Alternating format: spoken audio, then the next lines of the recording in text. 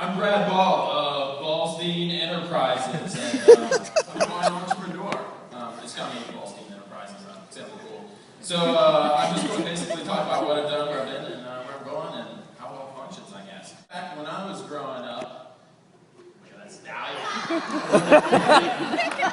Back when I was growing up, considered creative. It was somebody that had artistic, musical, literary talent.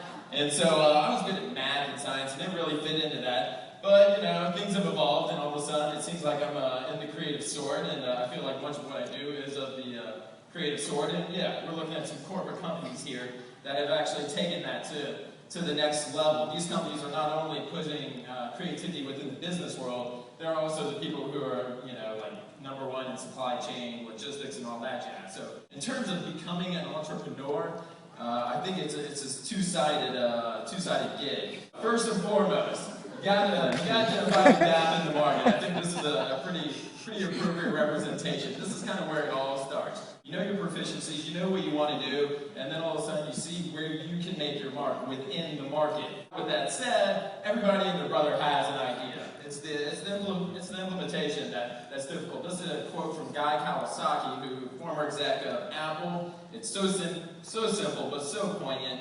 And I feel like 1,000,001 people run a different idea about me every day, but how many people actually act on them? So for me, the perfect entrepreneur is this idea of the head in the clouds, feet on the ground. The head in the clouds represents the creativity, the creative aspect. It's basically the fun part when endeavoring upon any creative entrepreneurship. And then you got the feet on the ground. It's the bureaucracy. So, the wine epiphany. I realized about 22, I guess that's how it all relates back to me, So when I was about 22, I realized I was actually pretty good at wine.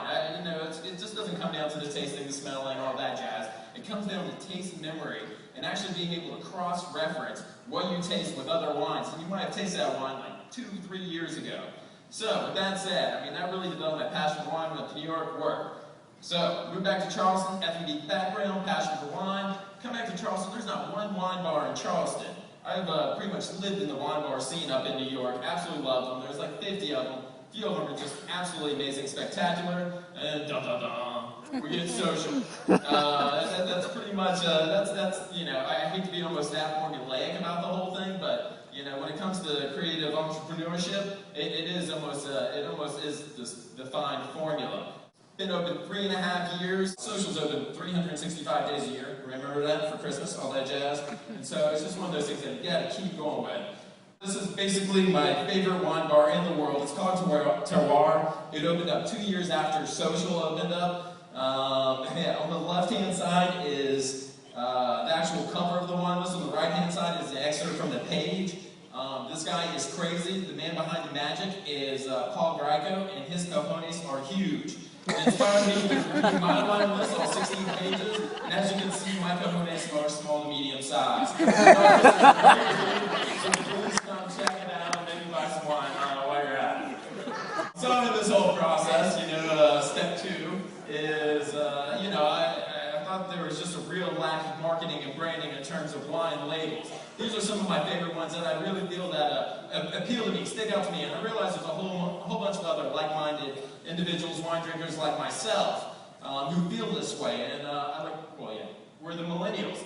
And so basically, so many of these wine companies were focusing on the 40, 50 baby boomers, essentially. But, millennials born in the 80s and 90s, the spawn of the baby boomers, were the fastest growing generation, and so now it's time to create wine brands that appeal to the millennials, and so few people are doing it. Once again, come up with this formulaic equation. You got the passion for wine. I went and got my MBA with a wine industry focus. Lack of wine brands focusing on millennials. Got a great recipe, throwing a sprinkle of rising sparkling wine consumption in America, and bubbly. So this is my news project. This is my news project. Partnered with the Buzzcos and Grassroots. If you don't know who they are, you should.